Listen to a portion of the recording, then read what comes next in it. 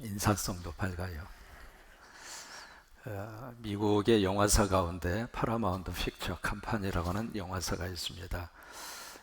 그 파라마운트라고 하는 그 필름 회사를 통해서 세계 각곳에 엄청나게 많은 그 히트를 치는 그런 영화들을 많이 보급을 했죠. 근데 그 파라마운트 필름 그 컴퍼니의 회장이 여자입니다. 쉐리 랜싱이라고 하는 여자분. 그분이 이제 그 회사의 사장이었습니다. 그분은 입지전적의 인물이었거든요. 평사원으로 들어가서 파라마운트라고 하는 그 회사의 회장이 될 때까지 그런 여성 그룹의 리더 자격에 속한 사람이 레리스 쉐리 랜싱이라고 하는 그분이에요. 근데 그분이 가지고 있는 그 삶의 라이프 모토 좌우명이 아주 인상적입니다. 두 가지를 이야기해요. 첫째로 과정을 즐겨라. Enjoy the process. 과정을 즐겨라. 그리고 성공을 염려하지 말라. And do not worry about success. 저 그 두 마디가 쉐리 랜싱이라고 하는 사람이 가지고 있는 삶의 모토이기도 하고, 또 하나 거기에 속한 이제 많은 그 회사의 동료들에게 늘 말을 하고 있는 저 사람의 좌우명입니다. 우리 친구들도 저걸 좀 기억을 했으면 좋겠어요. 첫째가 enjoy the process, 과정을 즐겨라. 우리 중고등부 시절에 그 과정이 만만치는 않지만은 공부하고 또 시험 보고 성적을 올리고, 이 프로세스 자체가 우리 친구들에게 있어서는 참 어느 때는 헤비하게 버거울 수도 있고, 또 우리 친구들 사춘기를 또 겪을 때가 있잖아요.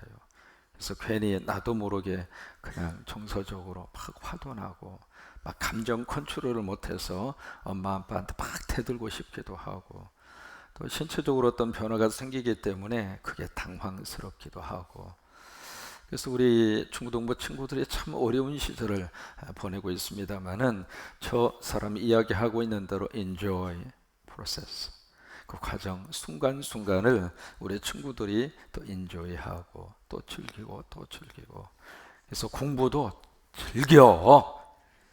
응? 자, 목사님 봐봐. 자, 목사님 hello attention please. 목사님 봐봐. 눈 크게 뜨고 깎고. 그래서 우리 친구들이 순간순간을 enjoy the process, 과정을 즐기셨으면 좋겠어요. 우리 신학생들도 마찬가지입니다. 신학의 과정이 쉽지는 쉽지만 않는 과정을 여러분들이 받고 있습니다만은, 순간순간 enjoy the process, 그 과정을 꼭 그렇게 즐기셨으면 좋겠고, 우리 신앙생활하는 우리 모두도 마찬가지입니다. 오늘이라고 하는 이 프로세스, 오늘이라고 하는 이 과정을 어떻게 쓰는지 예수님 안에서 enjoy, 즐기고, 부부의 관계 속에서 즐기시기를 바라고, 또 우리의 삶의 자리에서 하나님이 주신 은혜를 생각하면서 enjoy, 즐기시기를 바라고, 또 하나 예배 시간을 즐기시기를 바라고, 또 하나 새벽 기도를 즐기시기를 바라고. 아멘! 왔다 갔다 하지만 어쨌든 그래서 우리의 이 모든 과정, 이 프로세스 이 자체를 그냥 어쩔 수 없이 하는 그런 죄가 아니라 enjoy, 즐기라 이 말이에요. 그래서 그 다음에 다시 한번 띄워줘 보세요. 그리고 그 다음에 하는 말이 참 인상적입니다. 그리고 do not worry about success, 그 성공 여부에 대해서는 do not worry, 걱정하지 말라. 왜냐하면 과정을 우리가 즐기다 보면, 우리 친구들 봐요, 그 과정을 즐기다 보면 석세스, 성공의 그 탑은 올라가게 돼 있어요.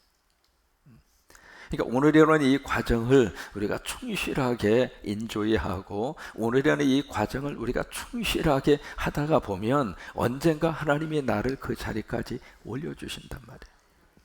그래서 우리 베트남 친구들이 그 과정 순간순간, 훈련받는 그 과정 순간순간, 목사님의 지도를 받아서 그 과정을 충실하게 여러분들이 인조이 하셔서 마침내 우리 베트남 지역의 영적 지도자로 하나님이 쓰시기를 바랍니다.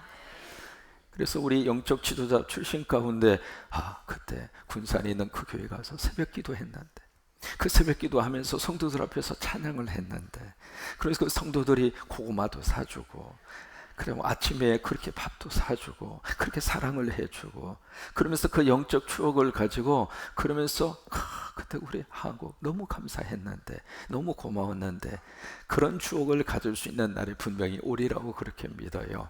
그래요, 우리는 지금 계시의 말씀을 읽으면서 꼭 기억을 해야 할 필요가 있습니다. 왜 하나님이 미래에 일어날 사건에 대해서 보여주시는가? 그 미래에 대한 사건을 보여주시면서 막 그쪽 방향으로 위기의식을 가지고 그쪽으로 막 몰고 가기 위해서 하나님의 계시의 말씀을 주시는 게 아니에요.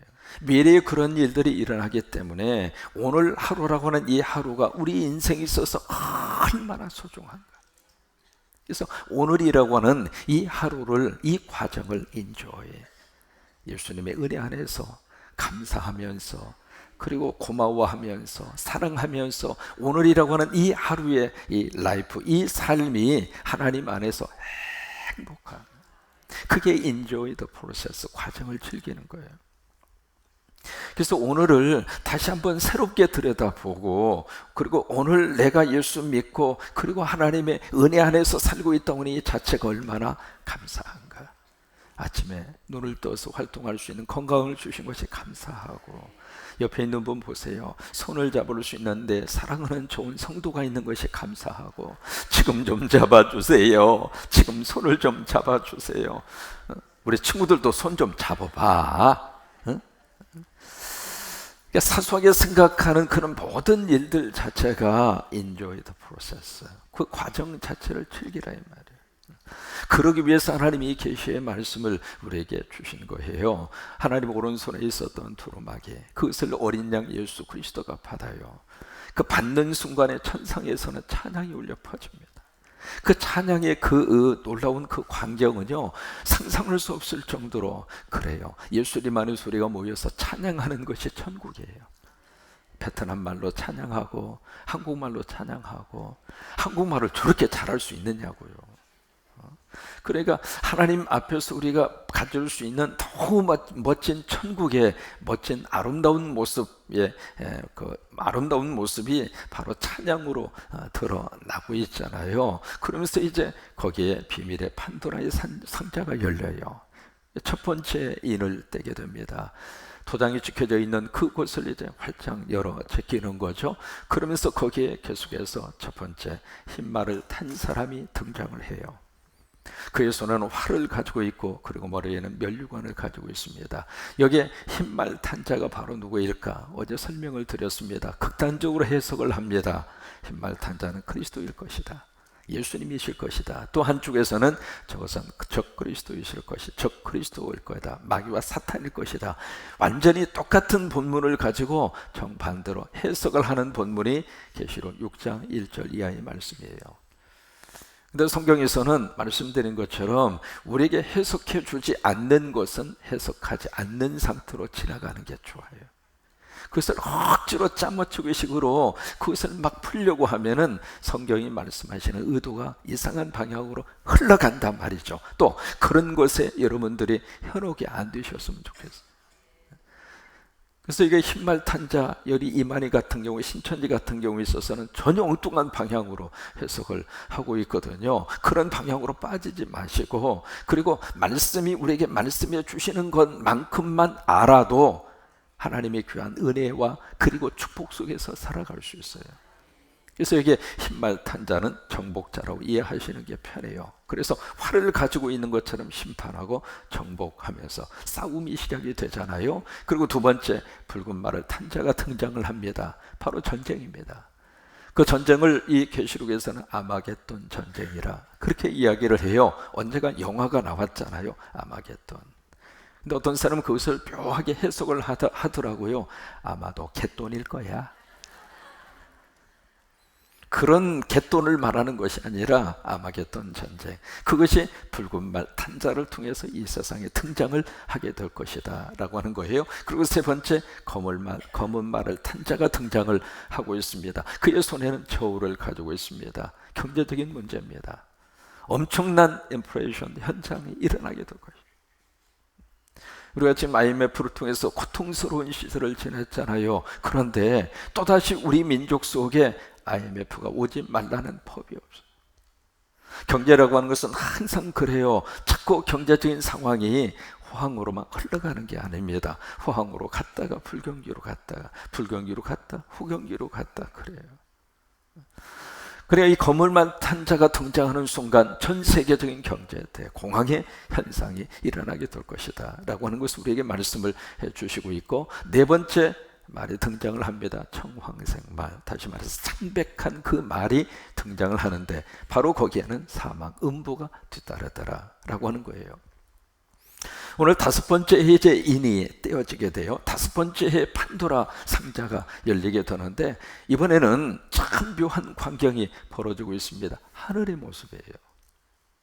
하늘의 모습인데 거기에 제단이 보이고, 제단 바로 그 밑에 바로 순교를 당한 분들의 영혼의 외침 소리가 들리는 거예요. 그러니까 그 순교를 당하신 분들이 여기에 보시면 왜 이분들이 순교를 당하게 되었는가, 두 가지 이유 때문에 이분들이 순교를 당합니다. 같이 한번 보셨으면 좋겠어요. 9절에 보시면 다섯째 인을 떼실 때 내가 보니 하나님의 말씀과 그들이 가진 증거로 말미암아 뭘 당했어요? 죽임을 당한 영혼들이 어디에서? 제단 아래에서. 그러니까 이분들이 왜 순교를 당하게 됐는가? 두 가지 이유 때문에 순교를 당한 거예요. 하나님의 말씀과 그들이 증거한 증거 때문에. 여러분, 지금도 순교는 계속되고 있는 것이 세상입니다. 지금 우리는 안전한 모습으로 예배를 드리고 있습니다만은 지금 우리가 들고 있는 성경책, 이것 때문에 순교 당하는 사람도 숱하게 많이 있고, 예수 믿으라고 하는 그 말 한마디 때문에 순교 당하는 그런 경우들이 숱하게 많이 있고, 사도행전 자체가 순교로 시작을 해서 순교로 끝나는 게 사도행전이에요. 거기에 스데반과 야고보, 그 순교로 사도행전의 전반부를 잠식을 했다면 후반부는 요한의 순교로 끝나고 있는 거예요. 교회 역사가 진행이 되면서 이 땅에는 수없이 많은 목숨을 하나님 앞에 바치면서 자기의 믿음 때문에 하나님 앞에 목숨을 바치고 순교를 당한 그 순교의 거룩한 역사는 과거적인 역사가 아닙니다. 지금도 회교권에서 복음 전하다 순교를 당하는 사람이 숱하게 많고, 북한 같은 경우에는요, 성경책 지참했다고 하는 그 자체, 그 정도가 아니라 이쪽 중국에 와서 선교사님 만났다고 하는 그 사실 하나만 밝혀져도 바로 순교를 당하죠. 근데 그렇게 순교를 당한 영혼들이 그 제단 밑에서 계속 뭔가 하나님 앞에 크게 탄원을 하고 있습니다. 그게 바로 10절입니다. 큰 소리로 뭐라고 이야기하느냐면 거룩하고 참되신 대의 주제여, 다시 말해 능력이 많으신 하나님.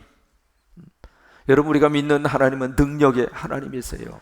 세상의 그 어떤 권세보다도 강한 힘을 가진 분이 우리의 아버지 하나님이세요. 그 하나님이 여러분의 아버지가 되신다고 하는 사실을 믿으시면 오른손 들고 아멘! 아직 내리라고 안 했어. 아버지가 계셔요. 능력의 하나님이 우리 아버지예요. 내리면서 아멘. 그래서 그 하나님을 향하여 그렇게 부르짖고 있습니다. 뭐라고 지금 탄원하고 있느냐면, 땅에 있는 자들을 언제 심판해 주시겠습니까?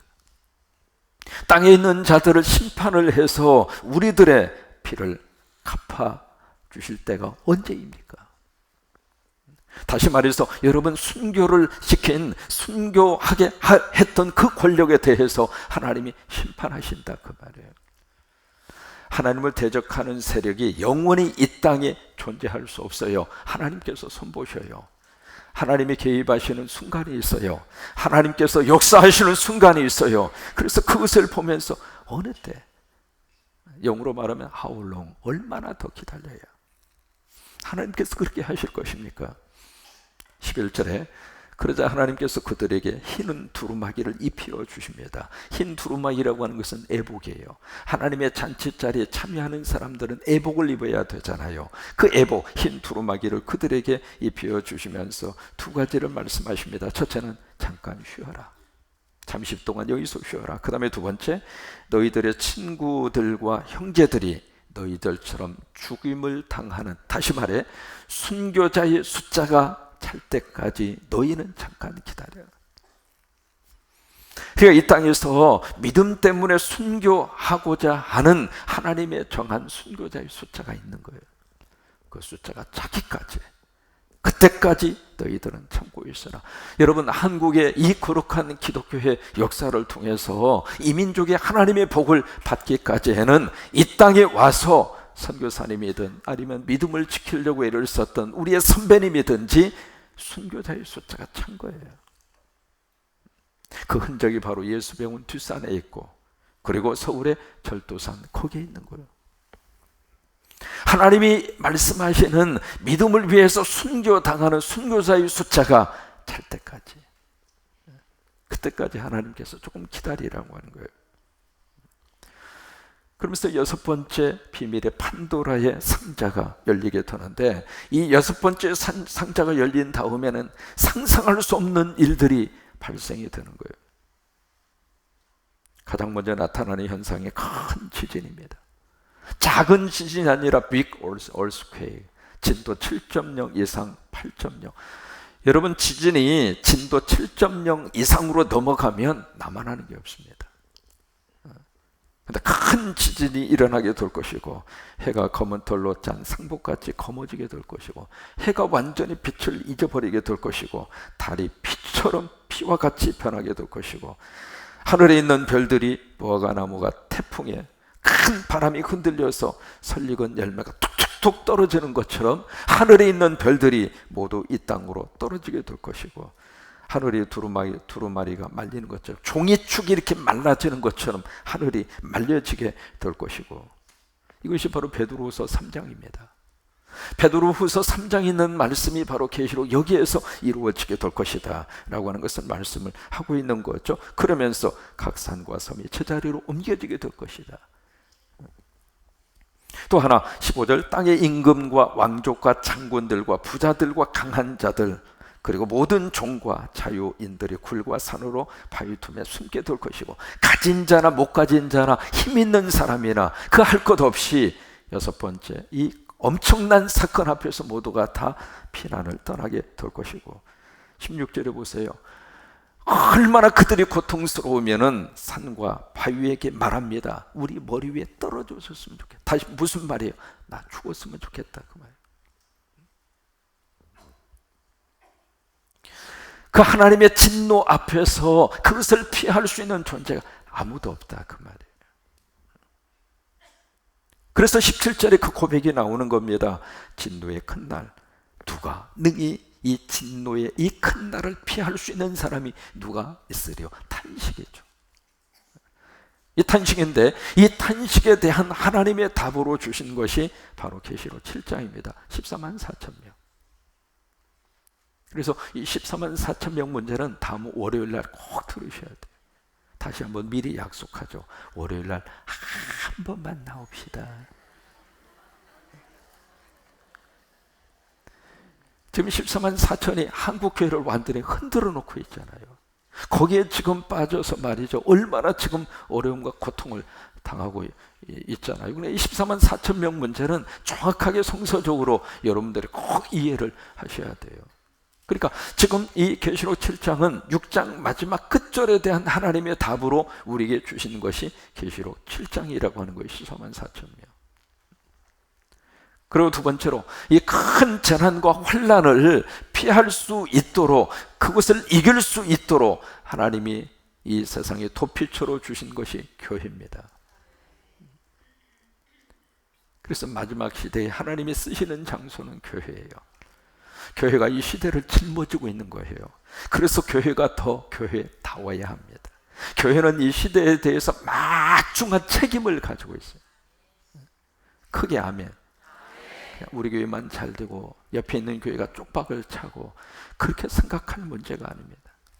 어느 교회에 막 사건이 막 터져서 그것을 매스컴이 막 난도질을 시키고 있을 때 그 모습을 보면서 가슴이 찢어져야 정상이에요.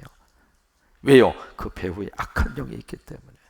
물론 교회가 잘못한 측면도 있습니다만은 보세요. 그러면 불교나 기타 종교에서는 그런 일들이 없습니까?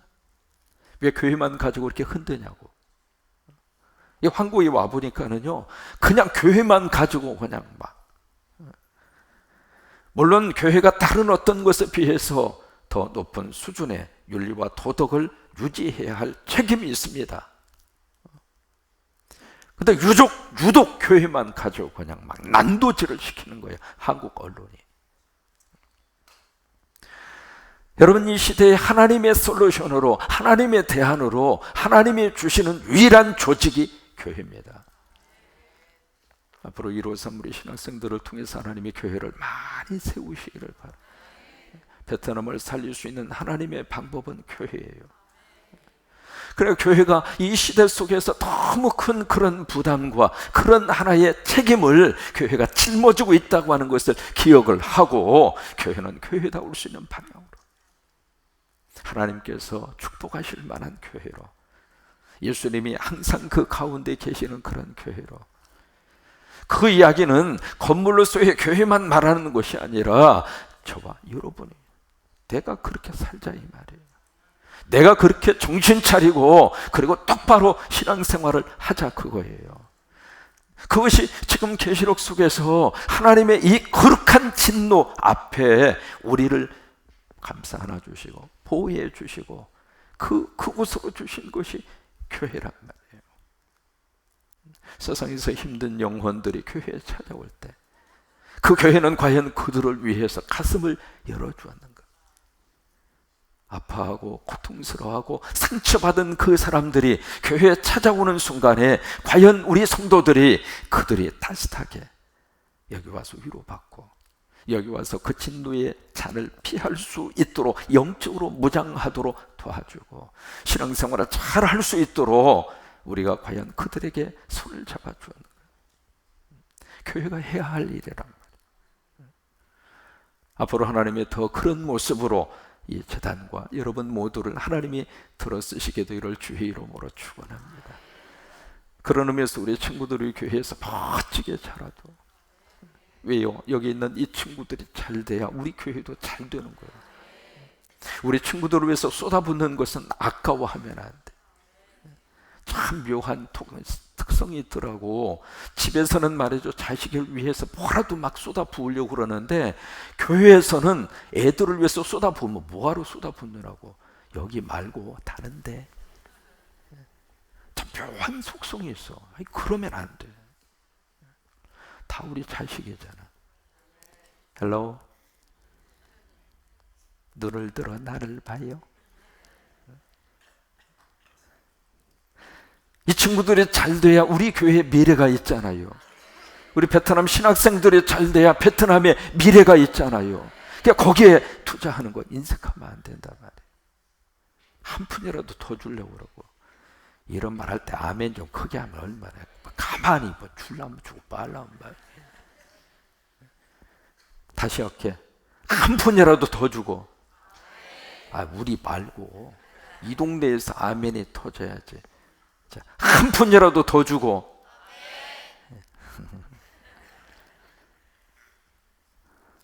그래요. 하나님께서 마지막까지 붙들려고 하는 유일한 곳은 교회예요. 하나님께서 마지막까지 붙들려고 하는 유일한 곳은 바로 여러분 한 사람 한 사람이에요. 왜? 거기에 하나님의 소망이 있고 하나님의 꿈이 있기 때문에. 그래요. 힘들고 지친 그런 삶의 굴곡 속에서 그때마다 하나님이 우리를 도와주시고, 그 속에서 계시록 7장을 통하여 너는 내 아들이다, 너는 내 딸이다, 그렇게 말씀하시고 그렇게 우리를 지명하시고. 그래요. 우리 베트남 친구들 만나서 너무 행복했고, 여러분 많이 섬겨주셔서 고마워요. 특별히 부탁하지 않았는데도 불구하고 어떻게 식사라도 한번 대접하려고 그러고, 어떻게 해서든지 저들을 도와주려고 해서는 여러분 모습을 보니까 제가 이 교회 담임 목사가 된 게 I am so happy. 너무 감사했어요. 그래야 돼요. 교회는 그래야 돼요. 성도들은 그래야 돼요. 하나님을 위해서 헌신을 하려고 하는 친구들이 있다면 내 호주머니를 털어 저들을 밀어주고, 그래서 저들을 통해서 하나님이 큰 일을 하시도록 버팀목이 되어주고. 그래요. 그게 교회예요. 그게 성도가 할 일이에요. 그래서 이 힘들고 지친 이 삶의 세상 속에서, 큰 진노의 환란의 그 복판 속에서 하나님 우리를 딱 보호하시고, 쉐키나 좀 나와봐요. 보호하시고 그래서 그 속에서 너는 내 아들이라, 너는 내 딸이라 그렇게 말씀하시고 또 우리를 그렇게 붙들어 주시는 귀한 축복이 함께 할 수 있게 되기를 바랍니다.